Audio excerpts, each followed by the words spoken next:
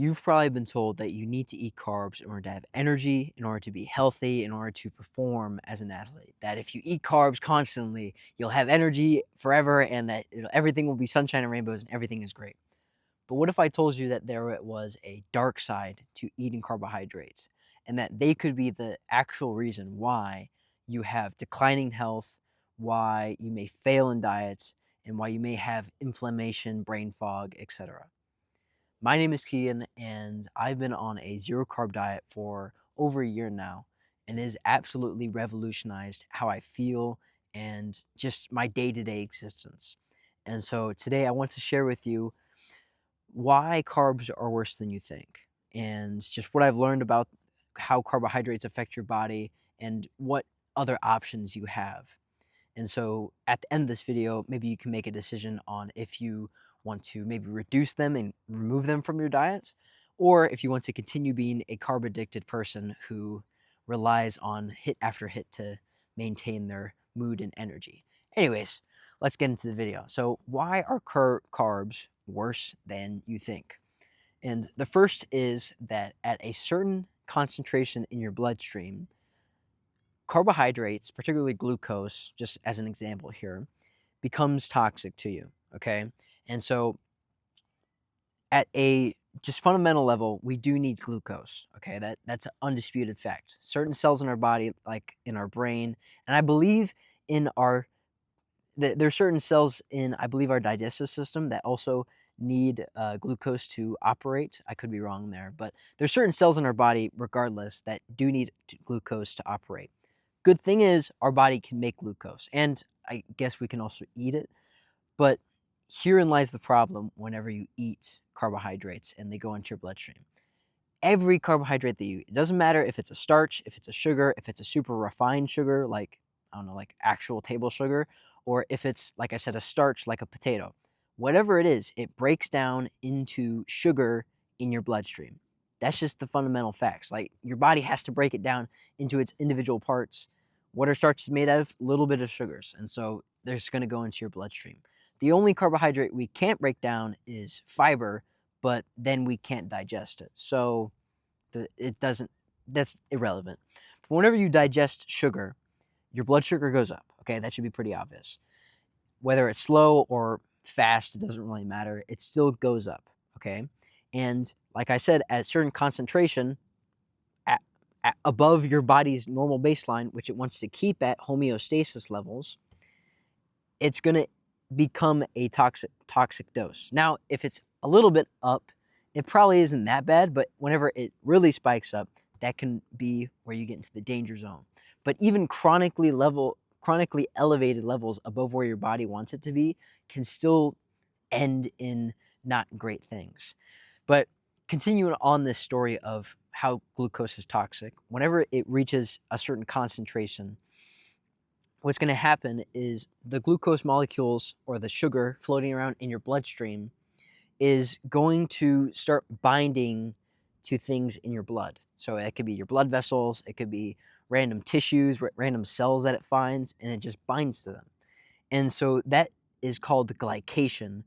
And that is, like I said, the sugar molecule binds to your cells and it damages them. It causes inflammation. It just causes issues in your body. And that's no bueno, because damage in your body from things that you eat generally isn't a good sign. So there's that, okay?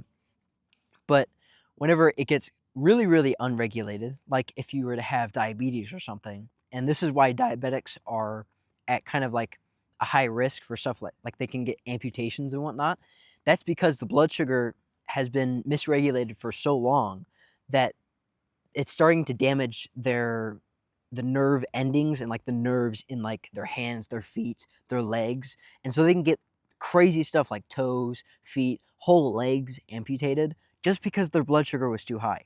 That's nuts. Okay. But beyond that, I mean, like I said, just the inflammation caused because you're damaging your cells. So inflammation is going to be caused because of that. Your body, your cells are going to be like, oh my God, I'm getting damaged. Oh my God. It's going to cause more inflammation to happen in that area. But it's a whole systemic thing. So you're going to have systemic inflammation from chronically increased levels of blood sugar. right? That's no bueno. Insulin sensitivity is another thing. Again, with diabetes and stuff, if you keep eating sugar and your blood sugar is chronically high, your insulin is what your body produces to detoxify your blood and push the sugar into your muscles or your liver or something, just to get it out of your bloodstream, right? So it doesn't cause as much inflammation. But whenever your insulin is super high for a long period of time, it's the what type 2 diabetics run into, insulin insensitivity, meaning your body just doesn't react to the insulin anymore. It's just so used to it being out there. It's like, "Hi, neighbor. Hi," and it's just driving by like, "Hey, open your doors. We need to get this stuff out of the streets." And they just wave like, "Hey, hey." And they just don't pay attention, right? Your cells just don't care, because even though the signal messenger is there, it's like, "Dude, you've already been here like 3 times this week." So your body just stops caring, basically, and that can cause a lot of issues. And that's why type 2 diabetics are generally unhealthy. That was one of the big things that personally convinced me to reduce the amount of carbohydrates that I ate. Is just like, they're toxic into your body. Like, your body does not want them in high quantities in your body. That's why your insulin goes up. It's because it doesn't want those things to be in there all the time. It literally it tries to get rid of it as soon as the blood sugar gets in there. And sure, you can get away with it if you're healthy, if you're active, if you're moving around a lot. You can burn a lot of that glucose off. But even like these like super pro athletes, they get into pre-diabetic ranges of blood glucose, dangerous levels, whenever they're competing. Like, you'll see, and maybe you'll hear some of these guys saying like, "Oh yeah, you need to have carbs when you're running in order to perform well." But it's like these people who are doing like the Ironmans and like the super long endurance events, and they're eating like a bazillion carbs. They're getting into diabetic, like pre-diabetic blood sugar ranges. That's not healthy. That cannot possibly be healthy. Even if you're running and you're burning the glucose off, if your blood sugar still spikes that high, that's not That's not good for you. But rant aside, let's move on to the second thing that also compelled me to really reduce the amount of carbohydrates in my diet to zero, essentially. And that is what I kind of call the carbohydrate hunger cascade. And so what I mean by that is, whenever you eat carbohydrates, they go in, break down into sugar in your body, right? Cool. Certain carbohydrates like fructose can also kind of be addictive. Like, they literally light up the same dopamine centers in your brain as like meth and crack. So it maybe not to the same extent, but they light it up to the same areas, the same addiction centers in your brain. So it just makes me think like, okay, this is an addictive substance that makes me want to eat more of it. It compels me to eat more and more and more. Even if my body is like, "Okay, bro, we're good," my brain is going to be telling me like, "Hey, have more." And I learned that about like fructose and just sugar in general. And that was just an absolute revelation. Like, okay, this stuff is literally compelling me to eat more. And I experienced that personally whenever I would binge on stuff like, even like pineapple, these so-called healthy carbs, even like potatoes and stuff. It's just like munching away on them. And sure, yeah, I'd get full, but there'd be that piece in my brain telling me, have more, eat more food. And I just wouldn't be satisfied. And that just kind of sucks, because you're done eating food and you're not even satisfied from the food that you ate. But beyond that, there's also a couple other things that carbohydrates affect whenever it comes to your hunger signaling. So first things first, like I said, they're addictive. They can have that kind of like dopamine part of your brain compelling you to eat more. But they also, whenever your blood sugar goes up and your insulin goes up, insulin blocks the signaling of leptin, which is a hormone that's produced by like the stretch receptors in your stomach, but it's also produced by your fat cells. And your fat cells basically tell you like, "Hey bro, we're good on energy. We don't need to eat anymore." But whenever your insulin is elevated and it's chronically high, your insulin is going to say no. Like, that your insulin is basically going to block that signal of the leptin in your brain. So your brain's just going to be like, "Okay, we're hungry then. I'm starving. So let's have more food." Like, keep eating because you're starving. And that's just not good, especially in this time of modernity where we have extreme abundance, and there's lots of foods that increase like that spike our insulin, like the junk foods, like just regular carbs. there's lots of these things that are in abundance and all around us and block our hunger signals, or I should say our satiety signals. And so our body is just constantly like, I need to eat. Yet we don't really. As you can, like, if you look out into the average store in America, there's quite a few people that you could say they don't really need to eat that much more. They need to eat the right things, but maybe they probably don't need to eat that much more, if you know what I mean. But yeah, that's the second method beyond just kind of the drug addiction. But also sugar, it kind of upregulates the hunger hormone in your body called ghrelin. And so your body gets extra hungry whenever you eat this stuff. So it's kind of like a multiplicative effect here, okay? So you eat carbs, you're addicted to these things. So your brain is already telling you eat more of these things.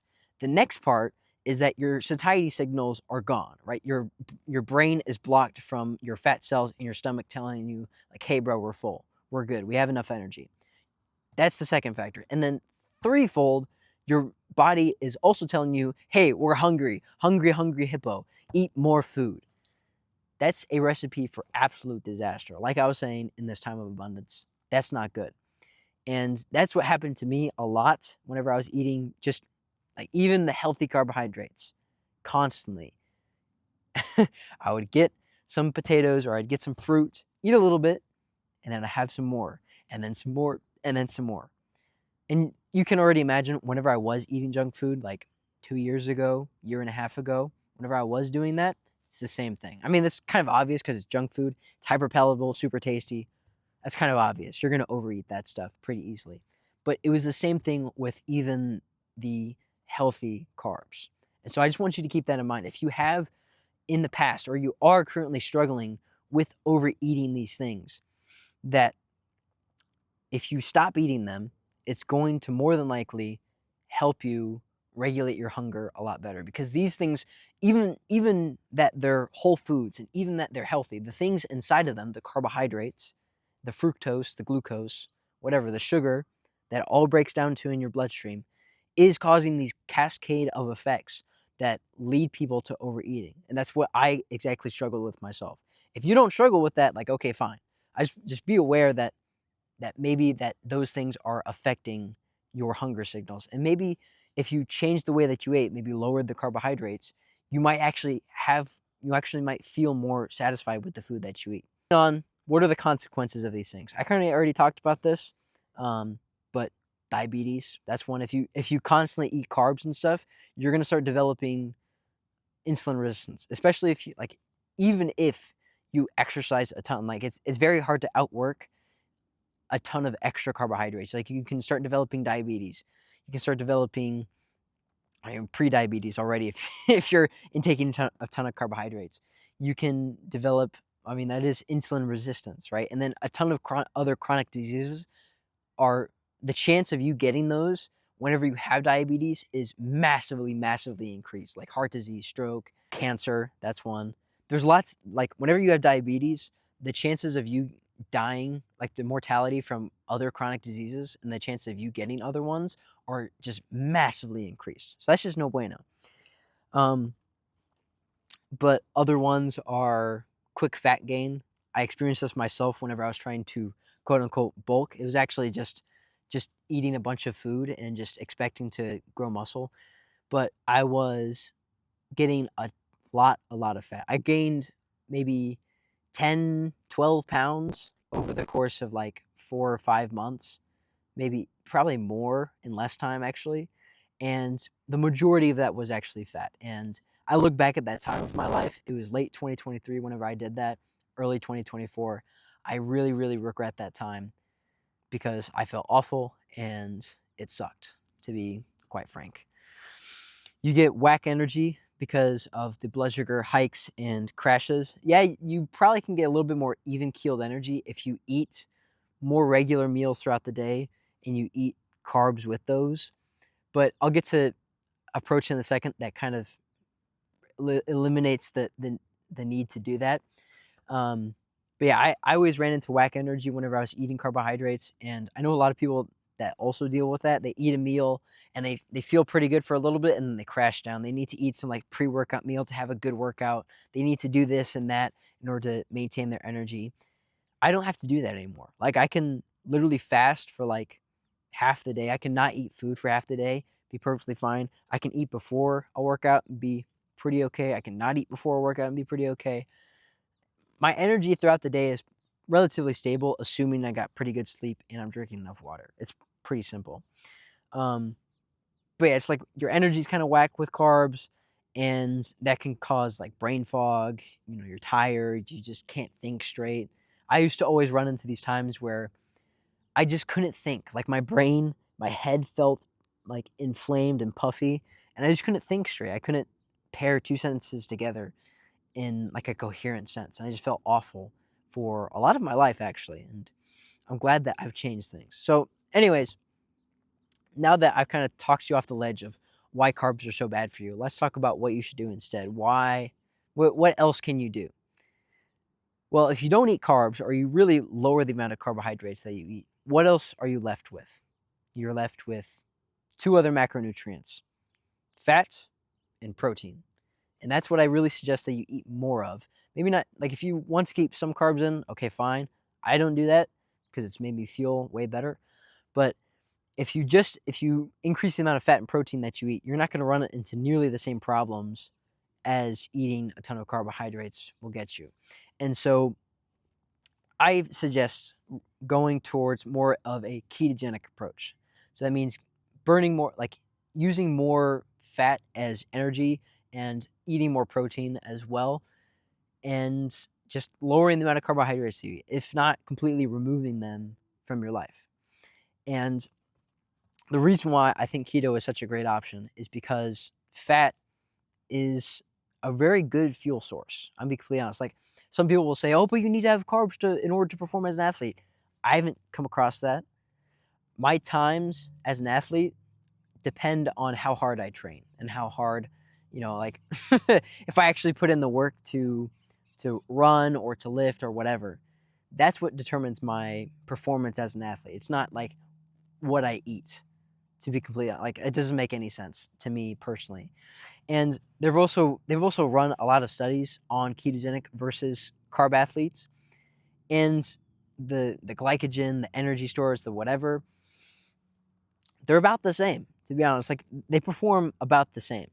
And even if they didn't perform the same, whenever you're on a ketogenic approach, you really remove the risk of running into these overeating problems, the health problems that come down whenever you eat a ton of carbohydrates.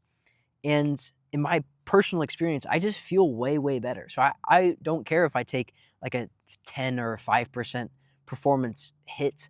I don't even care if that happens because my lived experience of life day to day is 1,000 times better than it was when I was eating carbohydrates. I feel way healthier. It's so much easier for me to maintain my weight, and my diet is just a bazillion times easier because I don't have to constantly obsess about my calories. I don't have to constantly obsess about each grain of rice that's going into my body in order to make sure I don't gain weight or I don't gain fat. I don't have to worry about that. I can eat until I'm full, until I'm satisfied. And life is good. Like I can eat delicious food, by the way, because I eat mostly meat, and I don't have to worry about much of anything else. Like I can just go about my life and do other things.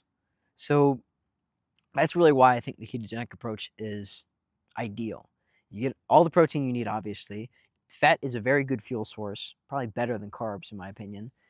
You don't run into the same health risks. You don't have the same dietary issues that you can run into with carbs, like overeating, drug addiction. Like I've never seen anyone be like in a drug-like manner be addicted to like meat.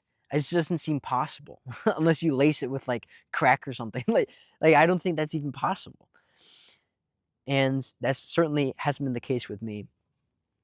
And yeah, that's really why I think the ketogenic diet is ideal and why you should try it out.